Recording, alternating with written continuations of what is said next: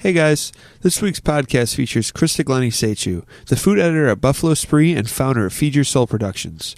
Christa came down and recapped her favorite foodie things of 2013 with Donnie. Let's get we had a lovely conversation about the things that we were bummed about, which I feel like it was therapeutic. I feel like we got some things off our chests. Because we don't bitch enough over whiskey all the time, Donnie. Not every Friday or anything like that. And now we have a microphone to pick it up. Right. That's horrifying. All right. So I think we should end our podcast series with on a high note. I agree. Let's be positive. Yes, because there was a lot of good things that happened this year. It was an awesome year. It was a very good year. I think it was a busier year than I think maybe I was expecting. Super busy. It just not even in terms of what I was doing Buffalo Eats, but in the food scene. Trying to keep up with it all was really challenging to the point where I no longer try to keep up with it all. Yeah. I mean, as far as like breaking news and stuff. Yeah. I'm no longer fighting the fight for breaking news. God bless those people who are. If that works for you and you have the budget to do that and you have the time in your schedule to do that, God bless you. Yeah. I love breaking news when it knocks on my door. Well, I think one of the things that would be an example of how crazy this year was you started kind of the monthly heads up thing this year. I mean, that's needed because there's so many things going on that people needed to have some type of information about. It's challenging because a lot of the stuff that comes my way is not big enough to do a whole big story on. Yeah. But so I did, and also I really cannot tell you how much work I cram into the time that I'm at Spree. Yeah. So I don't have a lot of time in my schedule to do blog posts. So now I save it all up and just do it once a month. I love it. But it's been so busy that I've now had to do second supplements. I saw that. Like a week or two in because there's just so much going on. And I thought December was going to be a sleepy month where I was going to actually maybe like get some bookkeeping and laundry done. But that's clearly not going to happen. I will be wearing dirty socks tomorrow, just in case you're wondering. I was. But no, so I think that you starting that feature was an example of like, okay, there's so much shit going on. We have to keep track of this. Right. And we do our best with like Sunday readings and things like that. But even then, like I would post a Sunday reading, and then like Sunday, somebody would be like, "Oh, by the way, this brand new restaurant's opening on Hurdle." No, totally. So it was good. I mean, I was glad so much was happening, and we had a couple cool Twitter breaking news things that we posted this year. Absolutely. And so it was a fun year to kind of keep up with it all. Well, you did a good job. Thank you. I can't even pretend to try anymore. I'm too old for that shit. So let's talk about the things that we were really pumped about this year. You're in charge of the list, right? So I'm just going to follow along? Yes. I for anyone listening, I'm the person that is deciding the order of these. All right. So let's talk about Midnight Mass, which started this year. So Midnight Mass is once a month at Bistro Europa. Steve Gedra opens the door on a Saturday at 11:30 and is flooded with a sold-out restaurant there to eat a meal specific to the guest chef who arrives. And it generally costs between $25 and $35. Yes. That's great cliff notes. You're welcome. And it's been exciting. I remember hearing that he wanted to do something like this for a while, it seemed like. Yes. And I think May was the first one that he did. It was like a ramen event. Well, I just remember James Roberts' Ramen, of course, was the first one. Yeah, and that was May or June, one of the 2 months. And I remember being there and feeling cool. Like, we were both there. We were in this restaurant that should be closed, but it was open. And packed full of food fans. Packed full of... I don't know how many people fit in there, but I think 45? It's like 30. 30-ish? Depends if the patio's open or not. But. So 30 of us sitting in there on a night that none of us would have been there normally. Right. And trying something off menu. And feeling like really cool. Well, one of the things that I like is that Steve's bringing in chefs whose either hands are proverbially tied by the type of menu that their restaurant they work at offers. True. Or they're chefs whose food you don't really get to eat, like James Roberts, who's at Park Country Club, and unless you're a lucky member at Park Country Club, you're not going to get to eat his food. Or Jennifer Boy, who unless you're fortunate enough to, get married at the mansion, you're not going to get to eat her food. Exactly. So I think that's what's really kind of exciting about it, is that he is finding a way to make that cuisine available to people who are really anxious and excited to try it. Yeah, and the last couple ones that we went to, I've noticed that there's been people there that I don't know who they are. And so at first, that's what I love. That actually makes me way more excited than a room full of our friends. Exactly. So the first couple, I would say, were people who maybe knew it was coming and got their spots like very quickly. Sure. Or they were friends with the guest chef or whatever. But the last like 3, I mean, we didn't know half the people in there. And I loved it. I was so happy that, for what I'm assuming, the general public were excited about these dinners that they heard about. Well, and I have to say the same thing, really, at Industry Night, at the workshop, at Omakase. Yeah.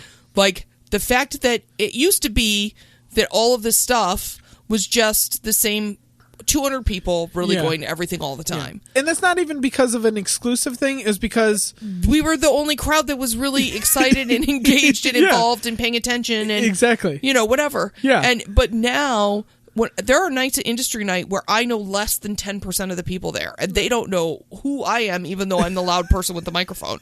There are omakase events where I don't know anybody but maybe 4 or 5 people there. There are workshop events where there's a line of people and I only know maybe half of them. Yeah. And that is awesome because it used to be that I was the person who introduced everyone to everyone. And I'm really excited that I don't do that anymore, that the scene has grown to such an extent online and in person and everywhere else that all of these people have come to it through other people who are excited and engaged. And it's just going to keep growing. It's really... I used to feel like you could count how many people were excited and engaged, and I no longer feel like that's possible. And it makes me feel very confident of the future restaurant scene and in restaurant models and things like that, that there's not just the group of 200 people who will go to whatever restaurant that opens up in a couple years, that now there's actually going to be general public who are interested in trying these things. It's awesome. That's what's going from niche to being, not just a trend. It's like a thing that's going to stick around. And my favorite thing in the world is when I find out about a restaurant opening or an event that I had nothing to do with. I was not a consultant. Nobody called me. Nobody sent me a press release. Yeah. I found out about it through someone else. It's already open. It's already going on. I can't get a ticket. That thrills me. Thrills me. So that's please awesome. More of that. Yes. And so, I mean, on top of Midnight Mass starting this year, Ed Forrester's workshop started this year. And I know he held 2 events. I know just specifically. I mean, he's done other things in the background, and he has. But he did the pop up at Silo City. Yeah, which I was fortunate enough to go to, and which I had 102-degree temperature during, so I missed. I was bummed. And then I was also terribly sick during the weekend with the Lloyd pop up. Yeah, he did a pop up on Lloyd. Yeah, me and Tom were in New York City, so I missed out on that. But seeing those things, and I mean the Silo City thing was like phenomenal. Yeah, right? well, and I've heard some stories about some other things that might be coming our way which I'm very excited from about. The workshop, and I'm excited about it. Yeah, and so to see that get off the ground in I mean, the first event just knock it out of the park. Oh yeah, it was great to see, and it was good to see that Omakase continued through this year. Yes, to see that. So Omakase is a secret underground dinner. Yes, we'll have links in the show notes if anyone wants to sign up for Omakase, and when your turn comes around, you get an invitation that you have like 48 hours to reply to, and make a donation and whatever, and then you show up. They find out the day of where you're going to go, and you show up, and you have a meal that's usually somehow connected to the place where the meal is. Yeah. The food's really always very good. It's always good. It's fun because you are eating usually in a somewhat communal fashion with a whole bunch of people you don't know, which super introverts hate, but the rest of the world seems to come around to just fine. Yeah. And it's really lovely, and that's continued on. That's been going on over a year. So yeah, I mean, last year we talked about how excited we were that it started. And I was excited this year to see it keep going because it's probably hard to pull off an event like that. And, tremendously hard. Yeah. There's all kinds of obstacles. Yeah, and I was somewhat nervous that it might get lost in the shuffle of whoever's putting it together, their daily life. But it seemed like it would. I mean, there's 4 events this year, and from what I've heard, they were all very, very good. Well, and not only that, but there are actually a couple of other underground dining clubs that are not on the public radar. So there's some not even on my radar. Not even on your radar, baby. So there's some exciting stuff going on, and I think whether somebody does underground in the public eye or underground out of the public eye, the more engaging, interesting, varied cuisine and experiences that we offer people around the subject of food, the better off Buffalo is, the more apt we would be to embrace somewhere like, Ed Forrester cooking a fine dining meal, or somewhere like, let's think of, if you think of other restaurants that were before their time. Yeah. The Coda with Rue Buckley near Kleinhans, completely before his time. I want to know that if Rue comes back here and opens a restaurant, that he's going to be busy as fuck every day. Yeah. So that's what that's all cultivating, and it's a good thing. Yeah, it's a great thing. And I can encourage anyone who's listening to this right now, if they have not signed up for Omakase, the workshop, or following Midnight Mass on Facebook, like you're nuts. If you love food and you're not doing these things, like, you're crazy. Yeah, they're not expensive. They're not. None of it's ever more than $40. Yeah, and for the food and booze you get at these events for $40, like you're these people aren't doing it to make a profit. They're exactly, doing it that's because the thing. They are passionate about what they do, and they want to get people excited. It's like when a big newspaper calls me and asks me to write a story for something national.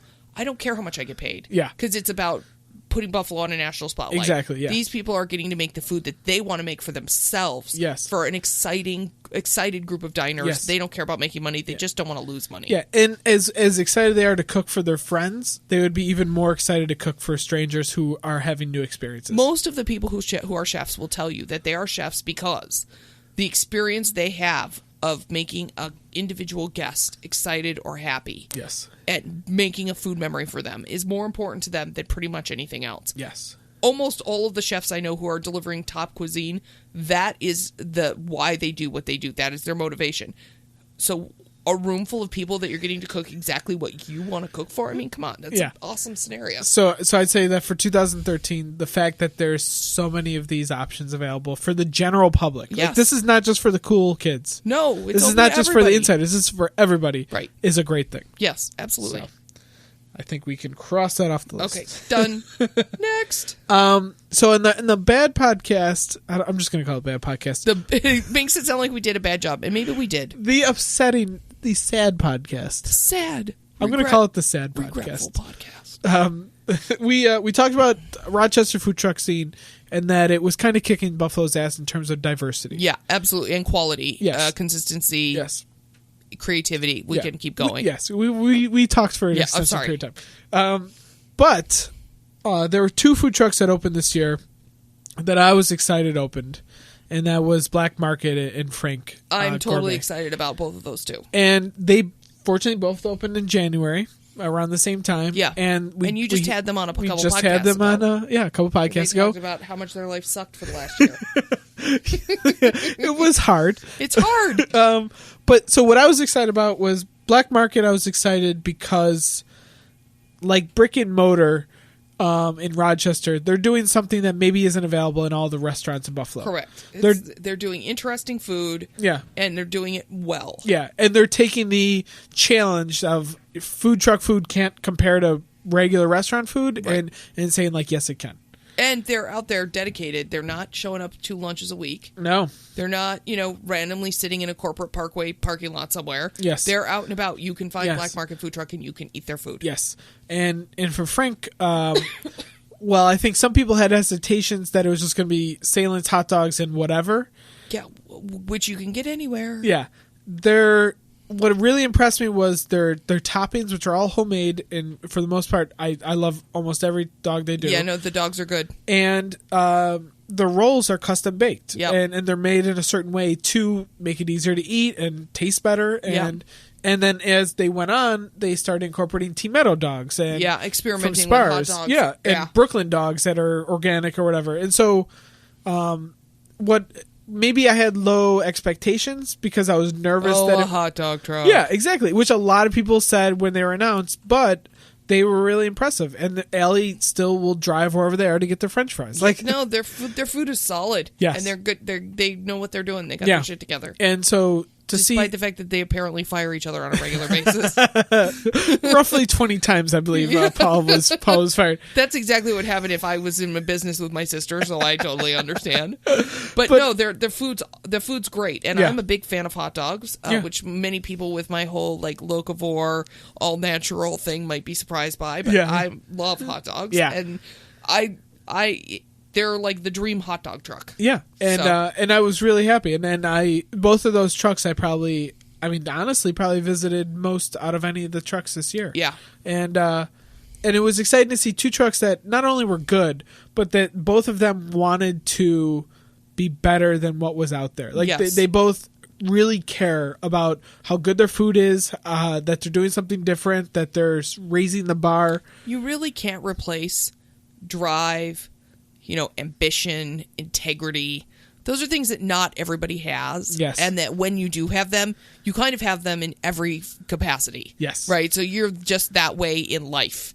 And so to have businesses run by people who do not have drive, ambition, and integrity means your food is unambitious and it's uninteresting and it's inconsistent, and that happens a lot. Yes. And I will say I'm also happy that while I enjoyed them both when they opened in January, it has been great to see them grow. Them grow, and the menus get more diverse, and the food I personally think get better. I think especially with no offense intended to black market food truck, like if you look at how the banh mi and the arancini came along over the course of the year, I mean they're impeccable. Yeah, the last time I had them versus the first time I had them, where it was like, well, this is good, but it could use a little love. But they did a great job. I had the sweet and sour. I don't know if it's sweet and sour, sweet and spicy pork banh mi last week, and I was like, holy shit, this thing has come I'm so hungry, Donnie. This conversation's killing me. You too. Tom's been eating graham crackers for the last hour. All right. But it has been great to see that. It has. Let's talk about booze in Buffalo, because booze is a big thing in 2013. And it's going to be even a bigger thing in 2014. Well, I mean, it's a big thing. I'm so sorry, Tom, for coughing in your ear. It's a big thing really everywhere. True. Maybe not in the Midwest. Yeah. But on both coasts and in every mid-sized city, the whole advent of like the craft cocktail, which is not simply a mixed drink, yes, which we'll get to in a minute, but is actually a crafted cocktail made of real ingredients, real juices, not marshmallow vodka. Are you telling me that my s'mores martini? Fuck that shit. Anyway, so the craft cocktail and the price point of craft cocktails has become an accepted standard in many of the communities our size or larger throughout the country. And the truth is that while, Vera is 100% credited with starting that trend here and really delivering it in a way that was enticing and exciting and well done, that it carried on. And pulled in the youth like nobody's business. Absolutely. And then Tony, is offering really also craft cocktails, but a completely different type of experience, a completely different level of finesse, and it's just a whole different thing. The yin and yang of those two places is perfect. Anybody who would think that they're interchangeable is insane. Oh my God. Not just because one's, raucous and full of tattooed hipsters and the other one has like dudes in suits or whatever. But, it's like they're very different offerings. But now we actually have restaurants like Lombardo's, which is a fantastic restaurant, and Tommy's doing a great job with the cocktails. Bacchus has a guy who's working, Greenie, who's working really hard on developing good cocktails. The Butterwood Group has, I think his name's Charlie, and he's fantastic, and he's at... God, if his name's not Charlie, I'm just going to feel like the worst person in the world. I'm just going to overdub that with, like, my voice singing the name. Charlie. No, so... like at Sweet and Savory and Brioso now, cocktails are so much better than what you would typically find in restaurants like that. So we're seeing more of that. The downside is we are seeing people who are trying to charge $10 for making a 5 shitty cocktails. Yes. And who are... using like flavored vodkas. Flavored vodkas and juice in a can. Yes. So there's that issue. There's also the issue of some of the old dude bars, which could be high-class old dude bars, that you go into now and you have a Manhattan or an old-fashioned and you're disappointed because they're using shitty cherries or they're not flaming the orange or they're not shaking or they're not doing whatever they're supposed to do. They're doing their thing that they've been doing for 20 years. Which is fine, and the cocktail is okay. But you look at that place and you go, you're charging $12 for drinks. Do you think you could maybe not just float a giant Denny's-looking orange wedge in my cocktail, please? Thank you. Could I not have little tiny ice cubes that are going to melt and ruin all of this fine bourbon? Exactly. That kind of thing. So as the bar is being raised, we need to see everybody kind of get a little hipper to the program. Yeah. But it has been nice to see some of those restaurants take that challenge. The one thing you can say is that Buffalo is a drinking town, and when we adapt to a trend, if it's attached to drinking, we're down with it. Now, try to bring some kind of crazy cuisine here. It could take years for anybody to appreciate it. Right? But you start throwing giant ice cubes and bourbon-laden $12 cocktails at people, they're like, more, please. Anyway, yes. Yeah, it's great. So I'm looking forward to more of those things coming next year. I agree. I know there are certain rumors of more bars maybe opening and things like that in the coming year or two, but I feel confident that restaurants that are opening now have that on their radar. Well, they're at least trying, but I think that people, again, I hate to see a consumer get snowed. Yes, just because someplace says they have a craft cocktail program. Yeah. If you don't really know the difference between a craft cocktail and a non-craft cocktail, please do not buy the hype. Let's say if you go to a place and they hand you a cocktail menu, and you look behind the bar and you see anything that has marshmallow vodka. Yeah. Or you see any flavored vodka at all. If there's a wall of absolute vodkas, just get a beer. Yeah, because it's not a craft cocktail. If they don't have chartreuse and they don't have 15 different kinds of vermouth, it's not a real craft cocktail bar. If you have to explain to them what a Negroni is. Yeah, no. Run. No, just get a beer. Just get a beer. So yeah, but like you said, I think seeing those restaurants like Bacchus, Lombardo's, and there's more. The Butterwoods group. It's good. It's good to see that. Yeah, it's good. Yeah. And keeping with the booze, let's talk about the breweries because it's kind of weird. No brewery has officially opened yet, except for Hamburg. I'm sorry, Hamburg and opened. Woodcock. Oh, Woodcock did open this year. In Wilson. Yeah. So we had these two breweries who I have not been to Hamburg, but I've seen pictures. It looks ridiculous. Yeah. It looks really nice. I know they pulled a guy from Beta to be their head brewer, which is a pretty big deal. Mm-hmm. And we've been to Woodcock, and it's gorgeous. It's beautiful. And their beer is very, very good. The beer is very good. Yeah. And this year we got the news that Big Ditch has finally got their building. Yeah, it's a nice building. Yeah, and they're going to have a tasting room, which is going to be great for downtown. Really, there's no brewery tasting room kind of thing. No, there are restaurants that have breweries. Yes, yeah, but it's kind of the same thing. Yeah, it's not really the same thing. It's not just a brewery. I don't think Big Ditch is going to have food. I think they're just going to have beer. I don't know what they're going to do. Well, and there's also a question of the quality of beer. True. So that's going to be an exciting thing on Ellicott Street. And then the West Side's going to have, I don't know the name of it, I already Resurgence? Yeah, something like that. Yeah, which is going to have a beer garden, which is going to be very exciting. Good for the West Side, good for everybody who likes to have a nice beer. And so I guess the thing I'm excited about is from this year is that it's moving. That we saw Community Beer Works, and I obviously Flying Bison 20 years ago, but Community Beer Works really start the ball rolling on small breweries that are starting up. Yep.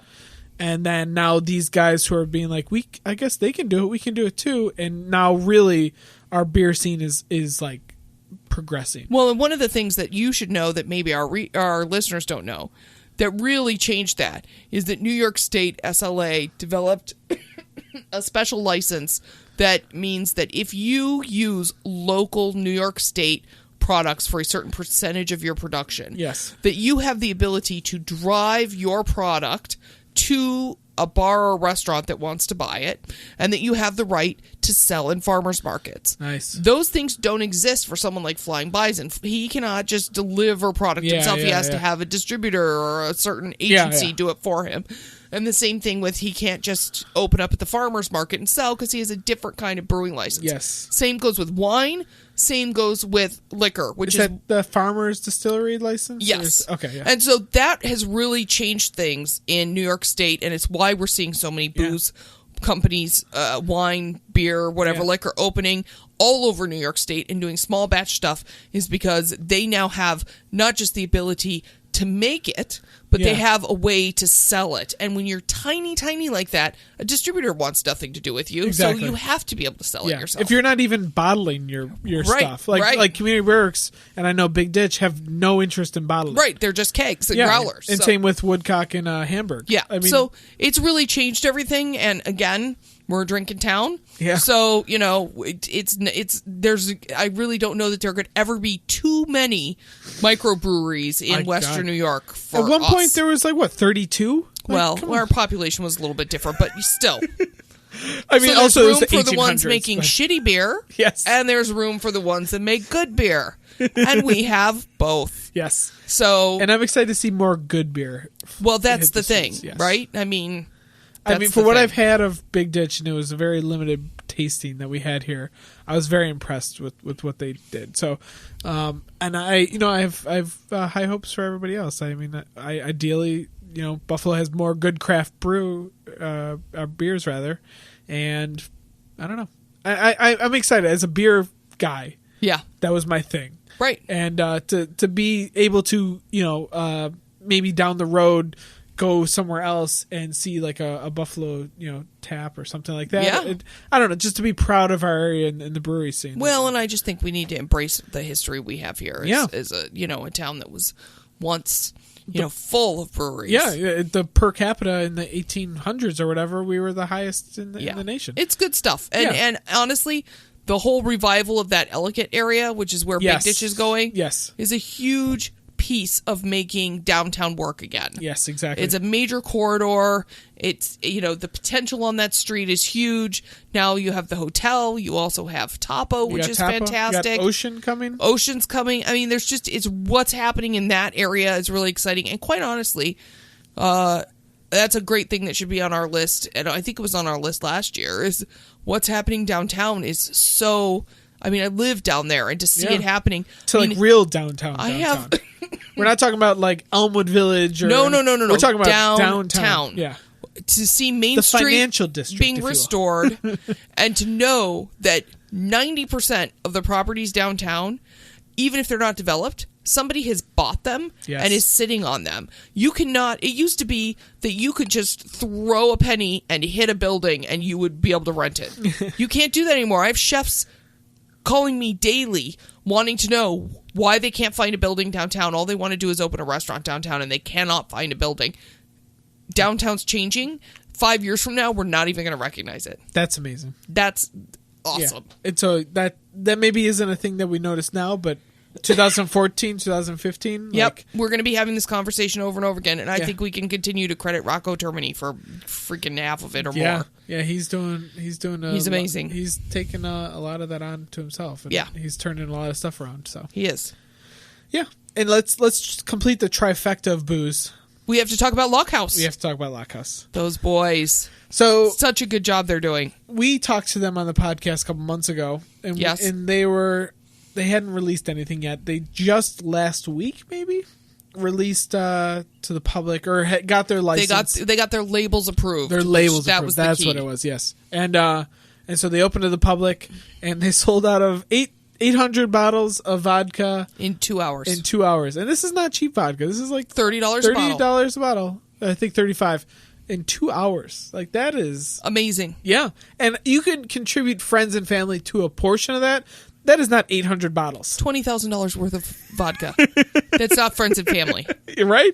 Right. So they had what they had to do was close down. Yeah. Brew 24/7. Yeah. Bring in people. Which they normally don't. You run the distillery 24/7. Yeah. So they've hired people. They've been running the distillery 24/7. And they're opening, I think, this weekend. Yes, they're opening... Well, by the time it'll be past. Yeah.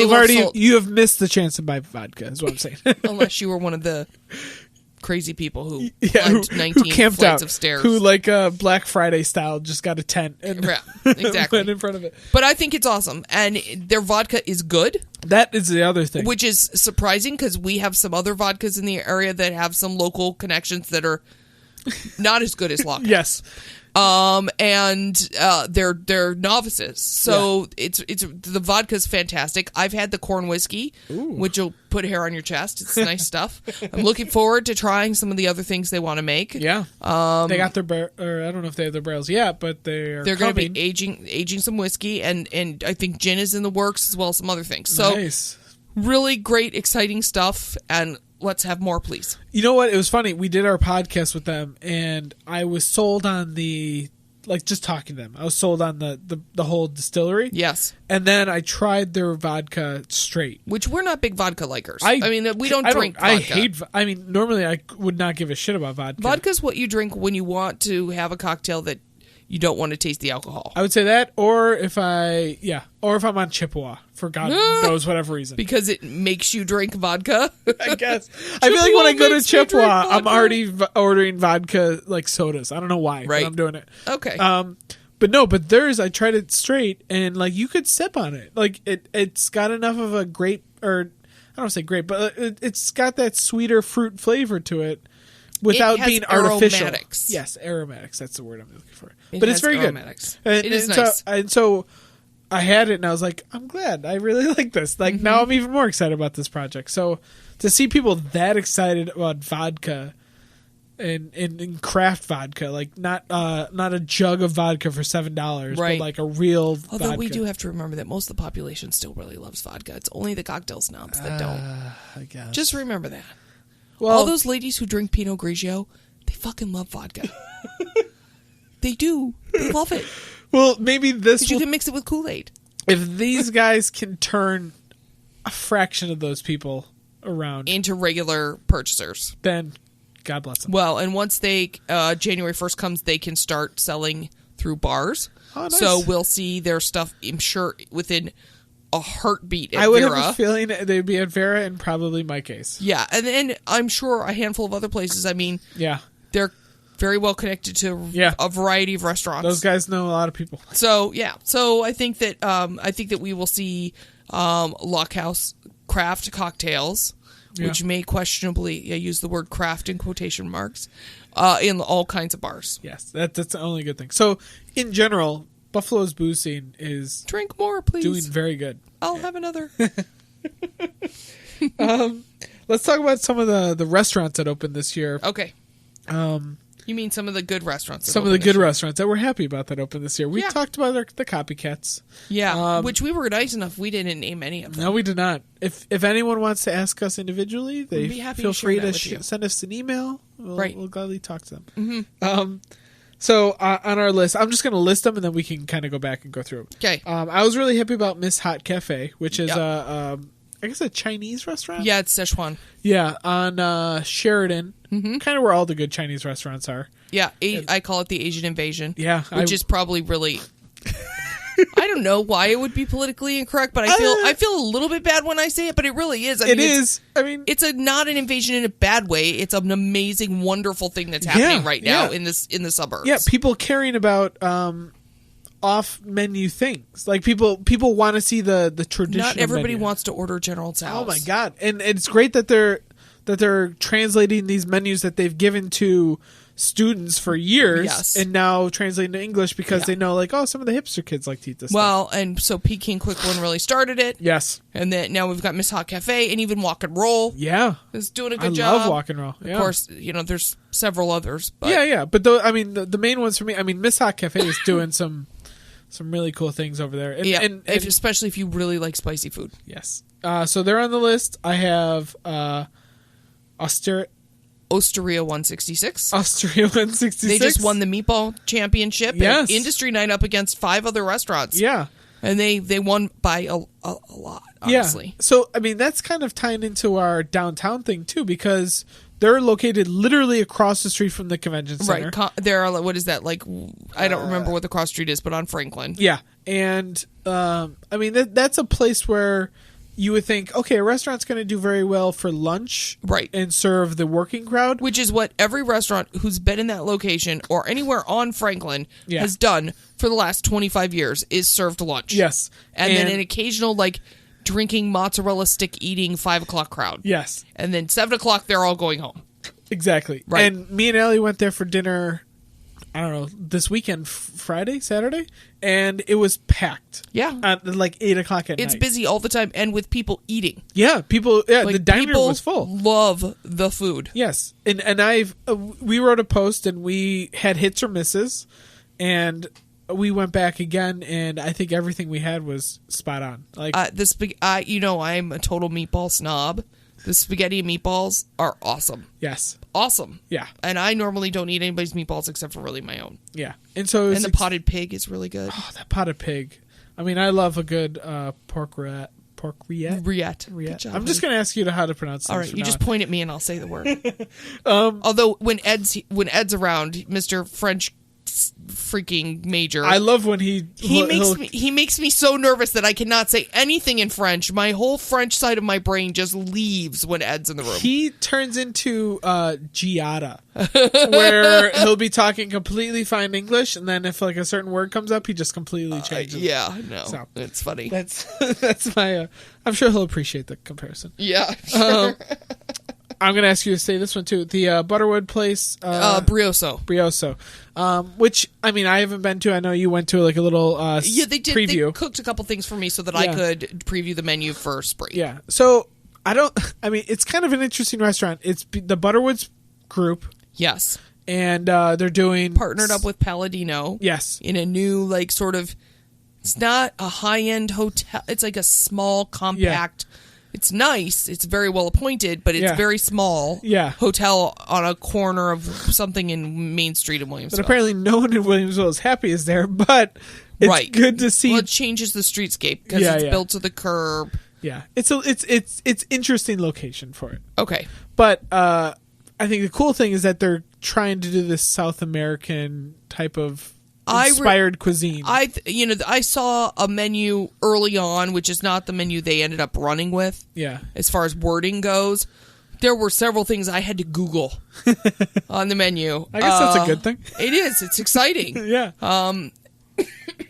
They sort of have a fusion thing going on where they're doing stuff that's both Mexican, Southwestern, and South American. Yeah. As well as Central American. So there's not like the pure, mainline delivery of Brazilian cuisine or something. Yes, yeah. But there are some flavors there that are really challenging to find in Western New York, particularly in the suburbs. That's good. Unless you're in Medina. Yeah.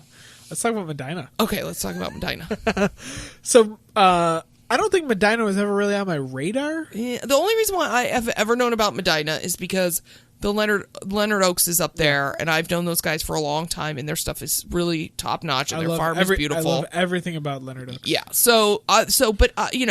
The idea is you go up to Medina and you want to go stay for the day because it's quite a drive. Yeah. But where were you going to eat? Yeah. Because you can only eat so many cider donuts at the apple picking thing.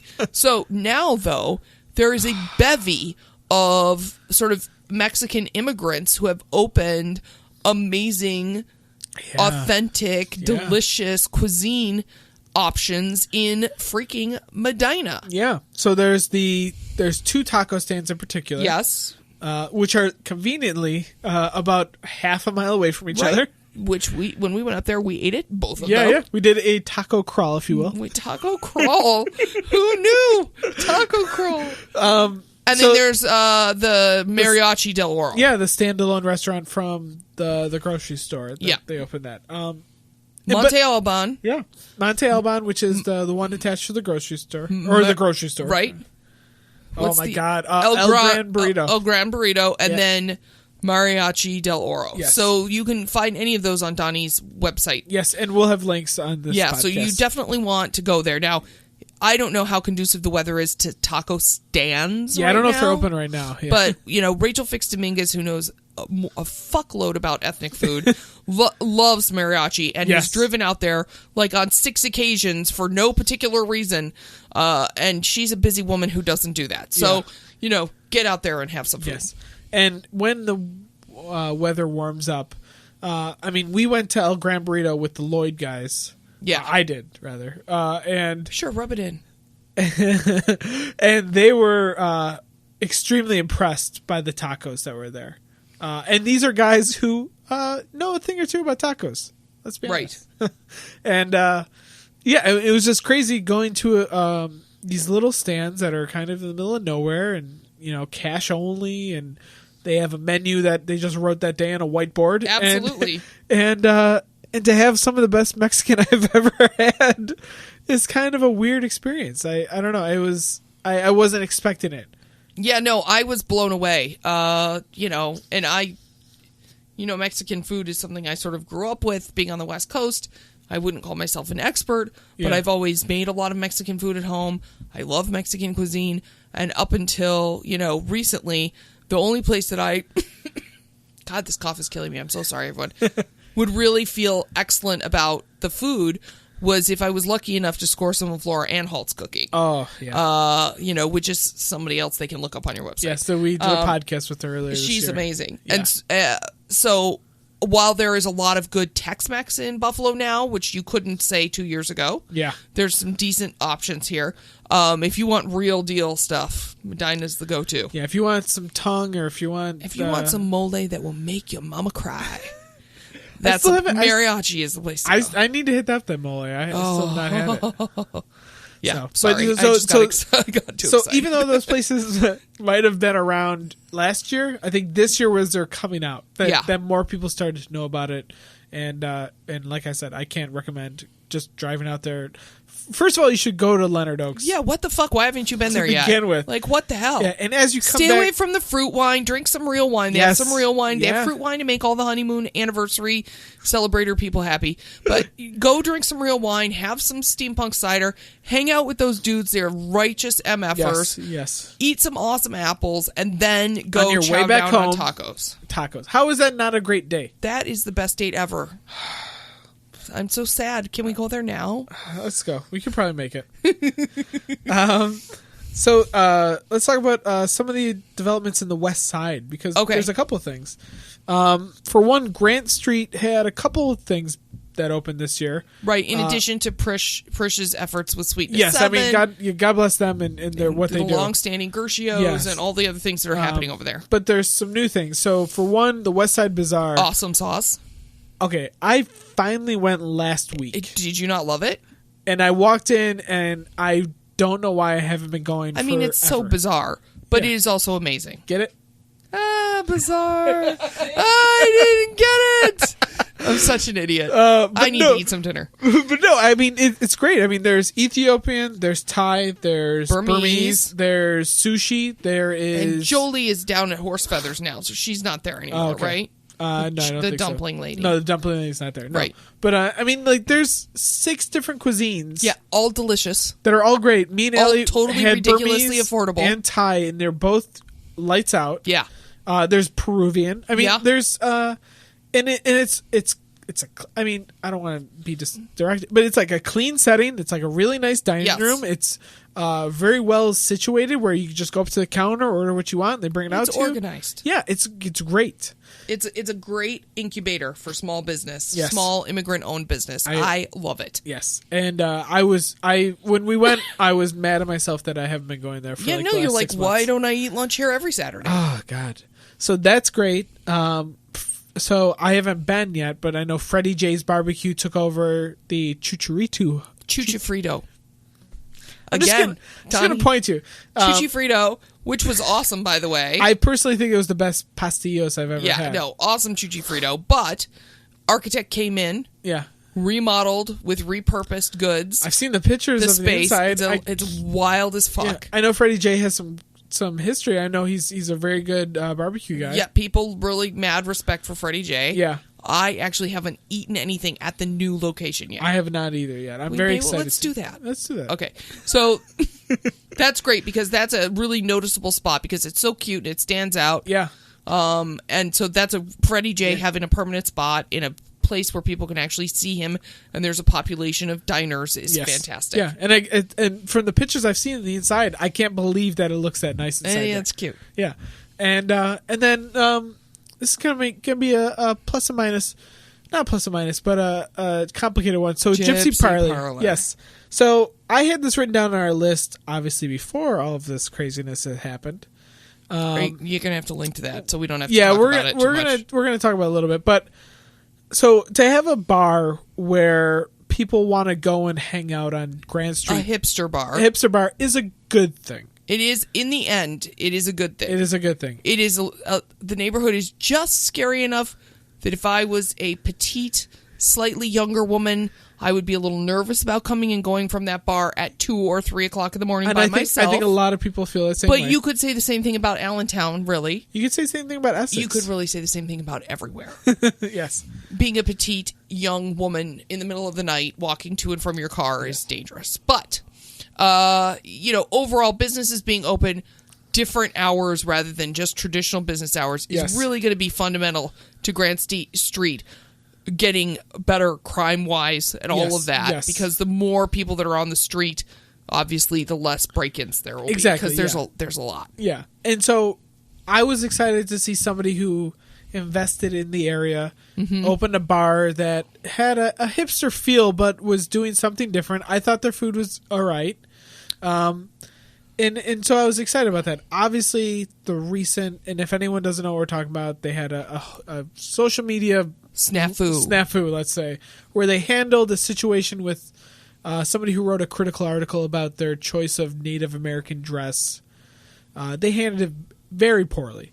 Yes. And that's not even, I'm not even like stepping out that far. Like, it's pretty obvious that. And I'll be honest with you, there's a certain population of people, I being one of them, who was offended by the name of the place before I even visited it. Yeah. But I also recognize that, I'm not the judge and jury for every business in town or whatever.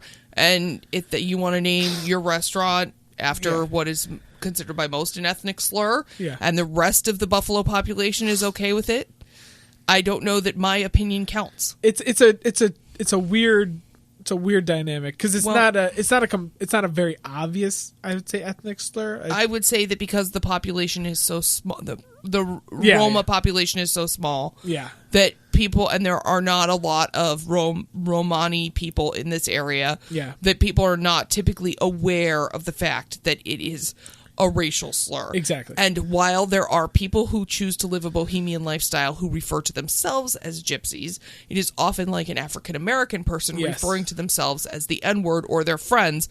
That's, in our culture, that's their option. It's not your option unless you are one of them. Yes. So that created a dynamic, and then also the Pocahontas-style clothing.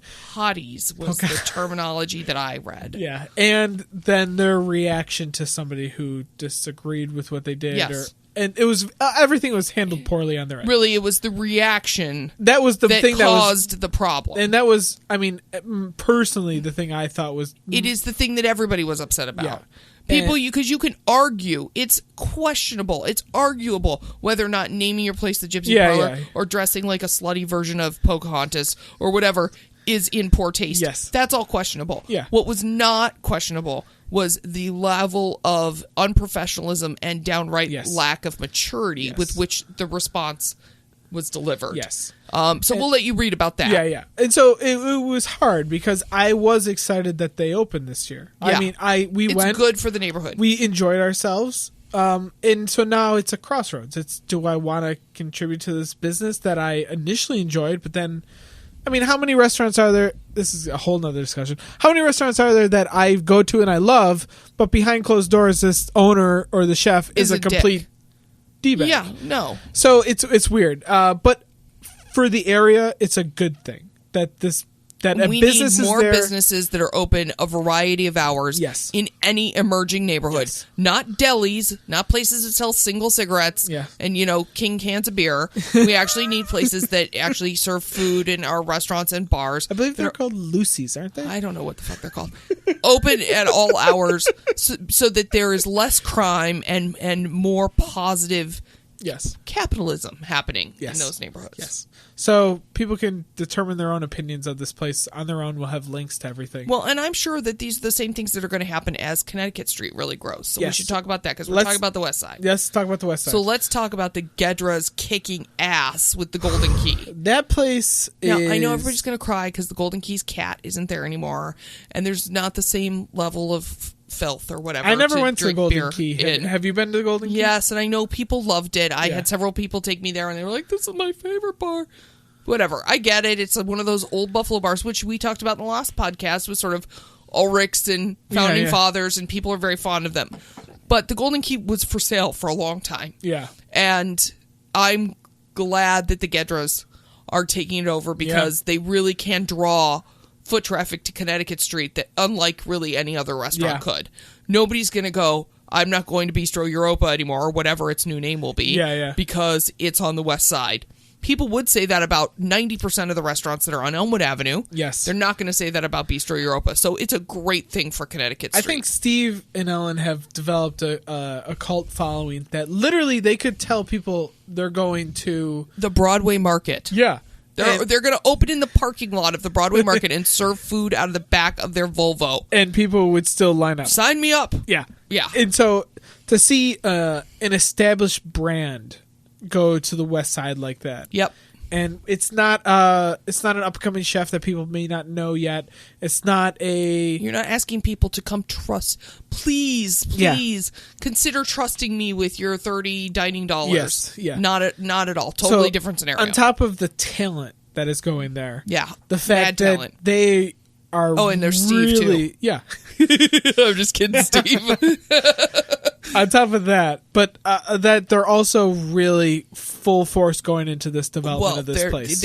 It will be, people will be able to get all the things they love about Bistro Europa will still be there. Yes. The hand-baked bread, the pierogies, the amazing nose-to-tail cuisine, all of that will still be there.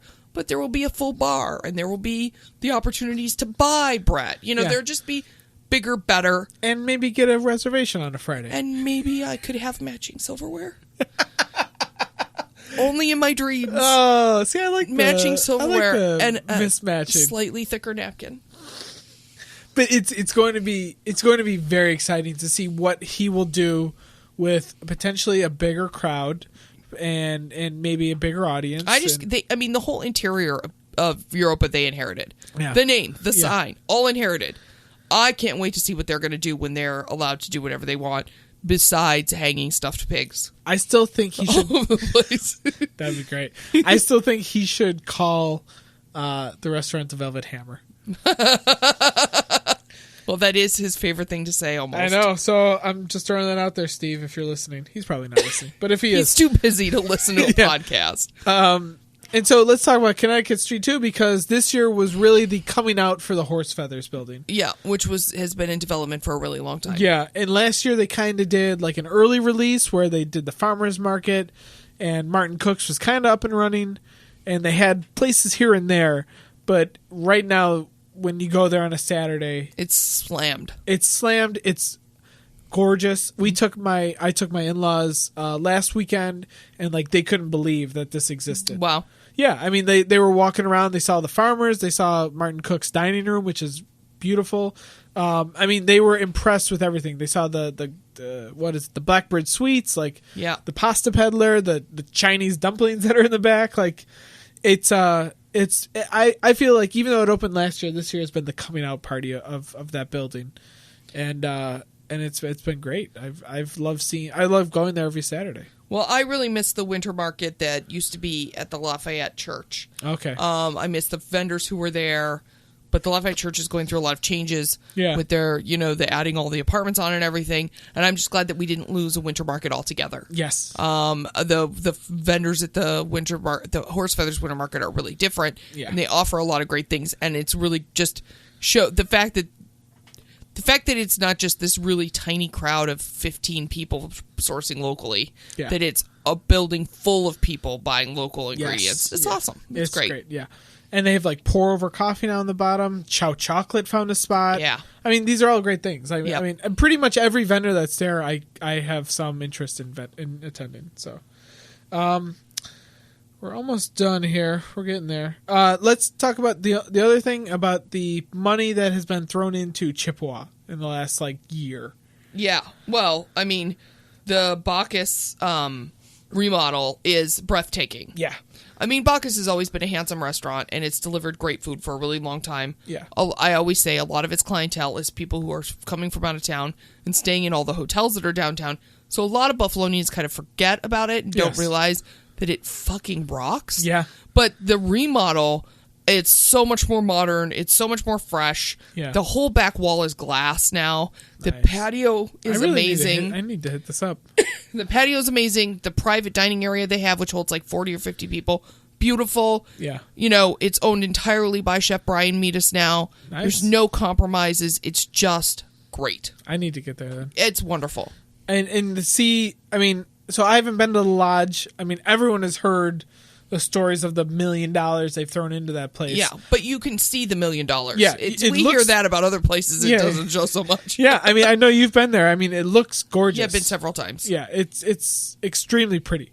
I don't know. I love anybody who takes a concept and really fleshes it out and runs with it. Yeah. And doesn't just have 5 things from Marshall's as their restaurant decor.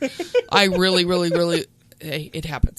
I really love that. And they, of course, it's $1 million build out. It looks like $1 million build out.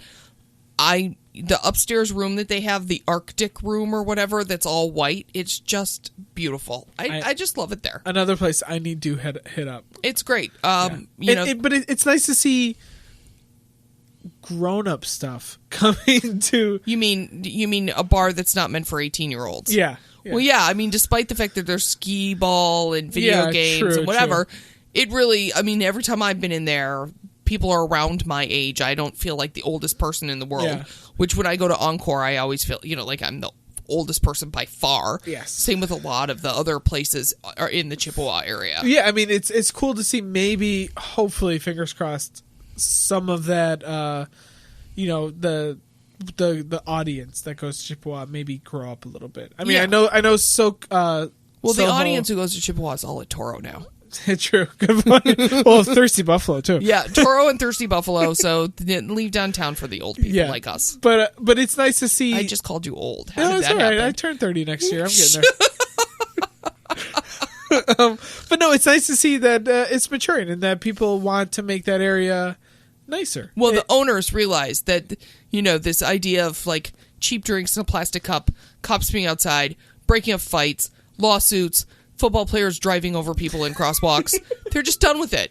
They're ready now for, people who want to come and spend a whole hour and $70. Yes. Instead of a whole hour and $3. Exactly. And barf on your floor while they're there. Yeah. So it's Soho started, that trend. Yeah, Bacchus has been the anchor there forever. Lodge now. Yeah. And the Lodge owns that whole building, so we will see other changes happen on that side of the building. If we could just get Spot to spiff up a little bit. Yeah. And whatever goes across the street whenever that giant thing gets built, it could be an interesting area. The Uniland project or whatever it is. Yeah, it could be an interesting area in 3 years.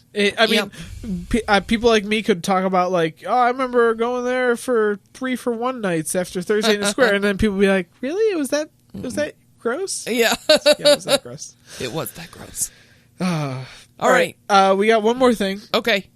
Let's talk about the James Beard dinner that happened this year. Oh, yeah. That was fun. So I know, and I understand that you don't like to talk about yourself that much. You know that. But I will talk about it. So Buffalo chefs have been at the James Beard dinner before. Mike A basically has a residency there. Yeah, he's there anytime he wants to go there, he can go there. But the unique thing Ross Warhol was there Ross Warhol this has year. been there, yeah. But the unique thing this year was, you brought the 4 Nickel City chefs there. Yes. And that was, I believe, the first time multiple chefs had cooked. That is to the best of my understanding. Yeah. The multiple chefs have not just cooked, but it's been an equally billed dinner, not just a bunch of people helping Mike or whatever else. Yeah. Now, I could be wrong about that. Yeah. But I've asked everybody I know, and we're pretty sure that's the first time a group of Buffalo chefs have cooked at the James Beard House. So I know for you that was maybe not it was maybe a little bit of a stressful event to get everything to pull together and that's a lot of logistics. For me, to get everybody to work together on a menu was stressful. They did a fantastic job and were very open to criticism from each other and ideas from each other, which I'm not used to and didn't expect. Not from them, because the 4 of them don't know each other very well, actually. That's funny. Just from working with other groups of chefs, I didn't really expect that. For me, I was in charge of logistics, so the challenging thing was making sure everybody knew what was expected of them, getting all the materials together, making sure we had a driver for all the ingredients, getting everybody on planes, getting everybody in hotel rooms, getting everyone in cabs. But I'm a mom, so I'm kind of used to doing everything. So that was, it was stressful. But, the day of the dinner, of course, James Roberts and I walked around and ate banh mi and had siphon coffee at Blue Bottle. I didn't do it. We didn't do anything. Chef James Roberts volunteered to drive the ingredients. Yes, he was the runner, if you will. So, but that had to be, really rewarding. You are now on the James Beard website if they search your name. You know that I am never able to look at anything that I do and go damn, that's awesome. I did a good job. Like, I'm just not wired that way. I understand. I just look at all the things that are wrong and how I have to fix it for next time and what we can do to make it better. But as far as Buffalo goes, if somebody had told me in 2009 when I was jobless and married to a bum and really just a very unhappy, concerned, worried mom of 2 little kids, I would never have guessed that, 4 years later we'd be at James Beard House. Yeah. I mean, I just never would have guessed that would have been an option that we could have all worked together to build enough momentum to make that happen. That's awesome. So, and I couldn't be more proud of the Nickel City Chefs for the way that they work together, considering I have close relationships with all of them independently, but they're never in the same building together. They're on separate days, They did a fantastic job, and we had a ton of fun. We had some amazing meals. That's awesome. We had a blast. John Carroll was with us. James Roberts was with us. Mike A. came for dinner. I mean, we just had a really good time, and I think we all deserved it. In terms of like how much work it took for us to all get there. I mean, this will go up a week after we post our favorite meals, but 3 of the favorite meals were part of the Del Posto. Yeah, the experience. I mean, like it was just awesome to see Buffalo being represented so well with something that I personally am so proud of, the Nickel City Chef event, because I think it's something like I went to I went to San Francisco and talking to these other food bloggers and telling them about things that are going on here, because I went there as a Buffalo guy and I kind of was like you're like the scrub, right? They're all from Chicago and all these great places. It was Philadelphia, LA, New York City, Austin, Texas, Portland, Oregon, like all these places that everyone assumes has good food, and I was the Buffalo guy, right? And with the chicken wing award, right, and I started talking to them about what's going on here, and talking to them about and talking to them about like Nickel City Chef, and like everyone was floored. See, and here's the thing that I don't love about Buffalo that we have to fix before my kids are adults. We just have to. We got time.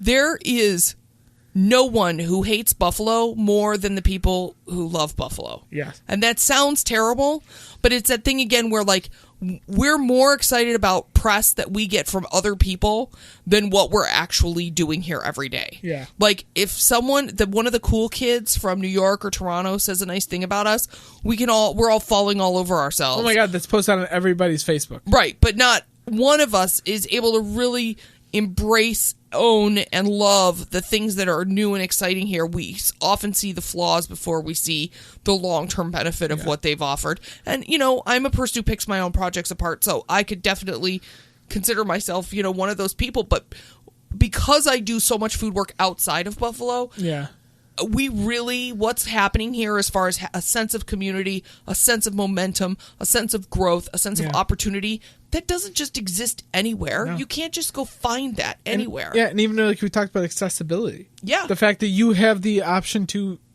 straight up talk to these chefs. Absolutely. Or have interactions with them at social events. Or you want to be Matt Carlucci and have a food event. Yeah. Have a food event. Yeah, there you go. It's just that doesn't just happen anywhere. Yeah. And this sort of bootstrapping attitude where we can do anything we want to needs to stop picking apart our peers. We need to support each other and look at how far we've come. Yeah. And that's why I said it. I don't remember where I said it. I think I said it in a Spree story that's coming out. But what I said is, usually I have a huge list of things I want from the food scene for myself, for the people I care about in the upcoming year. Yeah. This year, I don't want anything. This year, I am going to sit back and be grateful for what we have. Because I've been pushing since 2006. And not only am I tired, I feel like I'm not necessarily capable of loving and owning all that we've accomplished. So I'm taking a year of not pushing. I want to do it. I'm going to sit back and enjoy the riches that we have developed here, because we should be very excited and pleased with what's here. We should be. And on that note, James Beard Dinner in May, featuring a hand-selected group of Buffalo chefs. Again, so we hope that people will consider joining us. It's going to be very different. If you need a runner. Dude, you got a reliable car. We have to hire somebody to drive all those ingredients. No, but But I have to say though, I mean, obviously it's great to see Mike and Ross represent Buffalo. Absolutely. But I'm sure I've told you this before, but Nickel Sea Chef is one of the. It's one of the best things that I can point people to and show them not only where our culinary scene is, but just like how excited people are for food in this area. That's awesome, Donnie. And it's hands down the first example I would show people because it's an amazing event. And I was fortunate enough last year to be able to go to all four because we did the social media. Because I enslaved you. I was pumped, and it was honestly all four of those events like. The whole week I was looking forward to it. And that's awesome. And thank you. And it's just a great event. And so I was really happy when that was chosen to be one of our representative. Sure. of Buffalo. And on that scale. I mean, James Beard dinners, for people who don't know, is a very prestigious event. I always say it's like getting nominated for an Emmy or a Grammy. Yeah, I mean, it is a serious thing. And it is the next step in Buffalo, a Buffalo chef winning a James Beard Award. Exactly. And Mike has been nominated several times. Yeah. And he needs to win. Yes. So we got to keep doing the hard work. Yes. Here. So let's wrap it up. Let's Tommy's like, would you please shut the fuck up? It's time to be over. All right, Christa. We're going to go to the bar now and talk for another 4 hours. You want to come? In a quick summation, how do you feel looking back at 2013? It was a very busy year. And it will take a while for me to be able to really digest the impact of such a busy year. Yeah. But busy is so long-term exciting. Even the shit that's going to fall off and fade away and that didn't work is part of moving us forward. Yeah. I agree with you. But, Christa, thank you so much for recording 2 podcasts. You're welcome. Now buy me a taco. As we're both starving. And Allie just texted me that's a 3-hour podcast you've been on. Yeah, I think our friends have given up on waiting for us at the bar, too. All right. So let's go have some drinks, and thank you so much. Yeah, my pleasure.